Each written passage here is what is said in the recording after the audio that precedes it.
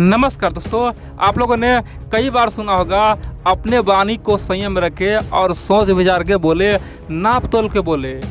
एक बयान ही दुनिया को लड़वाने के लिए काफ़ी है। और दोस्तों, आज रसिया पूरी तरह से चीन के रास्ते चल पड़ा है। जिस प्रकार से चाइना हर दिन कोई न कोई बयान देता है, उठपटांग बयान देता है, रसिया ने भी वही किया है। और बड़ी बात तो यह है दोस्तों, हमारा प्यारा मित्र इजराइल, दोस्तों हमारे लिए अच्छा मित्र रूस भी है, इजराइल भी है, लेकिन रसिया ने उसी इजराइल पे बहुत बड़ा बयान दिया है। रूस ने कहा कि इजराइल वाले मूर्ख है, इजराइल वाले नया नाजीज़म को सपोर्ट कर रहा है। अरे भैया, तुम्हारे ऊपर जो हिटलर किया था ना, ठीक है, हिटलर ने जो 60 से लेके 70 लाख जूस को मारा था, बिल्कुल ठीक है दोस्तों। रूस के इस बयान से पूरे दुनिया चौंक गया है और ओपनली दोस्तों भारत को मैदान में आना होगा। दोस्तों ओपनली इजराइल ने भारत से मदद मांगा कि भैया हमें अब बचाओ, आखिरकार हमें करना क्या है। रसिया तो अब सर पे आके हमारे ऊपर घूमना शुरू कर दे। दोस्तों ये बहुत बड़ी बात है और इसीलिए कहते हैं, संस्कृत में एक वर्ड है, विनाशे काले विपरीत बुद्धि।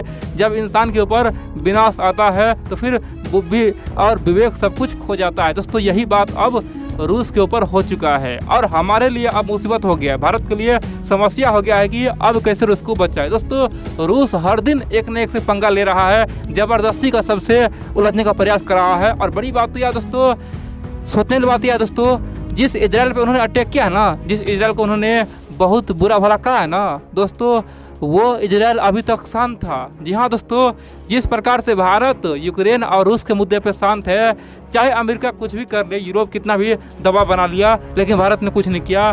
सेम टू सेम हाल इजराइल का था। जी हाँ दोस्तों, भारत के दबाव में इजराइल भी ऐसा किया। दरअसल इजराइल भी वर्तमान में यूक्रेन रूस के मुद्दे से पूरी तरह से चुप है। एक समय तो अमेरिका और यूरोप पूरी तरह से इजराइल पे बड़े बड़े भाषणबाजी क्या भैया इजराइल कर क्या रहा है, इजराइल को कम से कम कुछ हथियार भेजना चाहिए, इजरायली हथियार बहुत ही खतरनाक होता है, यूक्रेन को मदद देगा रूस के खिलाफ। दोस्तों यूक्रेन के और रूस के युद्ध में इजराइल नहीं कूदा, बोला कि देखो भैया ये यूक्रेन रूस का मामला है, हम यहाँ पे नहीं कूदेंगे। हाँ, अगर यूक्रेन का कोई ज़रूरत है तो हम अपना डॉक्टर भेज देंगे, मेडिकल टीम भेज देंगे, भैया वहाँ पे लोगों का इलाज हो सके, हम हथियार बिल्कुल नहीं भेजेंगे। दोस्तों अमेरिका और यूरोप सब हैरान हो गया था।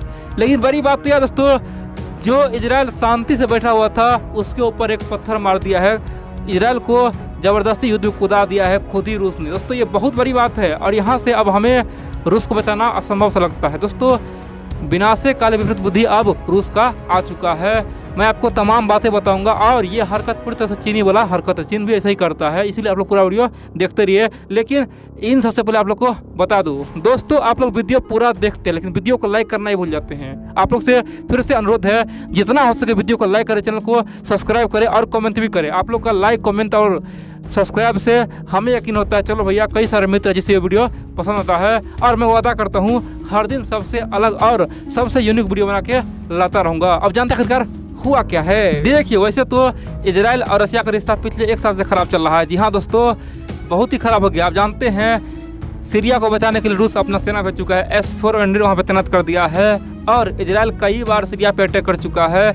दोस्तों इसीलिए इजराइल और रूस का रिश्ता खराब रहा है सीरिया को लेकर। ठीक है, उससे पहले भी खराब रहा है, ऐतिहासिक तौर पर भी खराब रहा है। अब दोस्तों जब यूक्रेन और रूस का युद्ध शुरू ना, तो यहाँ पे इजराइल और रूस खुद सोचा भैया कि अभी हमें नहीं उलझना है, यानी कि रसिया बोला कि भैया हमें इजराइल से नहीं उलझना है और इजराइल बोला भैया हमें रूस से नहीं उलझना है, ये दुनिया का लड़ाई है, हम क्यों उलझे। लेकिन दोस्तों सब कुछ ठीक चल रहा था, लेकिन अमेरिका का दबाव में इजराइल एक दो बयान देना शुरू कर दिया। दरअसल जब बुचा किलिंग हुआ, इजराइल ने ओपनली उसका विरोध किया कि भैया ये बुचा किलिंग वार क्राइम है, आम लोगों को मारा गया है, रूस को अब बहुत बड़ा सजा देना होगा, रूस पे एक बड़ा प्रतिबंध लगाना होगा। दोस्तों ये बात इजराइल का विदेश मंत्री कहा था। दोस्तों बुचा किलिंग पे तो भारत ने भी कहा था कि जो किया है उस पर एक बड़ा खासतौर पे प्रतिबंध लगना चाहिए, उस पर जांच होना चाहिए। दोस्तों बुचा किलिंग के बाद इजराइल ने एक दो बयान और दे दिया और इसी पे रसिया गुस्सा आ गया। अब दोस्तों रसिया ने एक बड़ा बयान ये दिया कि देखो भैया ये इजराइल वाले मूर्ख है, मूर्खता निभा रहा है। जिस प्रकार से नाजी जर्मनी था ना, नाजी जर्मनी दुनिया के लिए खतरा था और उस नाजी जर्मनी को सोवियत संघ खत्म किया था, उसी प्रकार यूक्रेन दुनिया के लिए आज न्यू नाजी है, यानी कि नया नाजी जर्मनी बन चुका है। दोस्तों पुतिन और रूस ने एक बार नहीं सैकड़ों बार बोला है कि यूक्रेन का नीति बिल्कुल खासतौर पे जर्मनी वाला हो चुका है। जिस प्रकार से नाजी जर्मनी था उसी प्रकार यूक्रेन आज कर रहा है। नाजी जर्मनी को हथियार चाहिए था, मिसाइल चाहिए था, और यही चीज़ अभी यूक्रेन को चाहिए। हथियार चाहिए, मिसाइल चाहिए, परमाणु बम चाहिए, लेकिन ऐसा हम होने नहीं देंगे। उसको हम मिटा देंगे, बर्बाद कर देंगे। जो हाल हिटलर को हुआ था, नाजी जर्मनी को हुआ था, वही हाल हम यूक्रेन का करेंगे। दोस्तों ये बात पुतिन ने कई बार बोल चुका है, रूस ने कई बार बोला है। अब यहाँ पे क्या हुआ, जब बार बार इजराइल वाले खासतौर पे रूस का विरोध करना शुरू कर दिया, तो रूस ने ओपनली कहा कि भैया इजराइल तुम क्या मूर्खता निभा रहे हो, तुम तो न्यू नाजी को सपोर्ट कर रहे हैं। जो नाजी तुम्हारे लोगों को मारा था, यहूदियों को मारा था, ज्यूस को मारा था, 70 लाख ज्यूस को मारा था, उसी को तुम सपोर्ट कर रहे हो। सेम टू सेम विचारधारा किसका है? यूक्रेन का है। अब दोस्तों यहाँ पे इजराइल ने बोला कि नहीं, ऐसा बिल्कुल नहीं है। यूक्रेन का जो राष्ट्रपति है जेलेंस्की भी जूस है, जेलेंस्की भी यहूदी है, इसीलिए यूक्रेन का राष्ट्रपति जेलेंस्की कभी भी नाजी हो ही नहीं सकता है, हिटलर का विचारधारा अपना ही नहीं सकता है। अब दोस्तों यहाँ पे जब दोनों ओर से कहा सुनने शुरू हो गया, तो फिर रूस ने ओपनली बोल दिया कि देखो भाई, तुम मूर्ख हो तो हम मूर्ख नहीं है।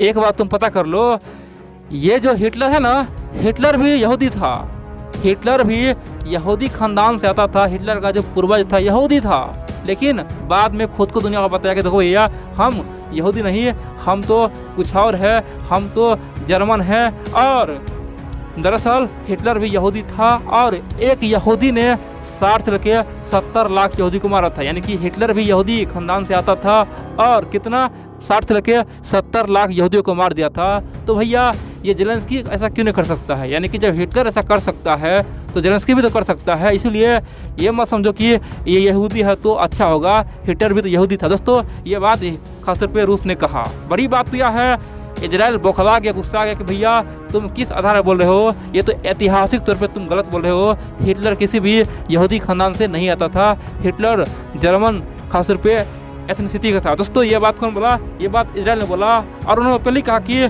तुमने हमारे ऊपर बहुत बुरा अटैक किया है, ये माफ़ी लायक नहीं है, अब रूस को हम माफ़ नहीं करेंगे। दोस्तों इजराइल पूरी तरह से गुस्सा गया, बोल दिया कि अभी तक हम यूक्रेन रूस के युद्ध में शांति से काम ले रहे थे, अब हम शांत नहीं रहेंगे।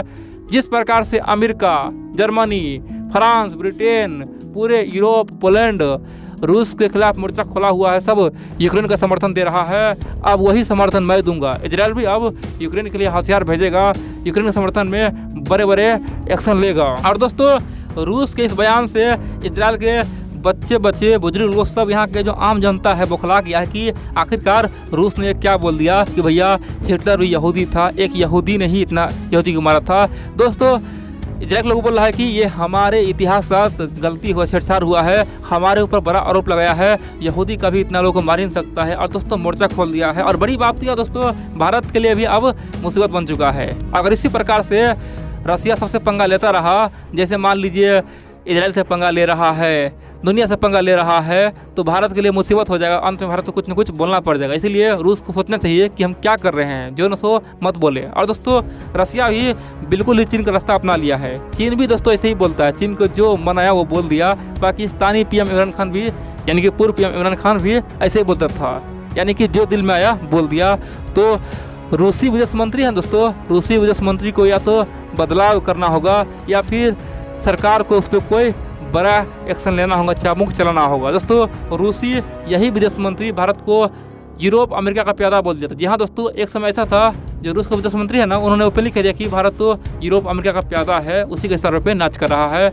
उन्होंने ओपनली कह दिया कि पाकिस्तान से हम मित्रता करेंगे। और दोस्तों ये रूसी विदेश मंत्री हाल ही में पाकिस्तान का दौरा भी किया है। इसलिए इस विदेश मंत्री को या तो बदलाव चाहिए, या फिर उससे समझाना पड़ेगा कि भैया तुम बयान क्या दे रहे हो, तुम्हारे बयान से दुनिया में हमारा केवल दुश्मन बनेगा।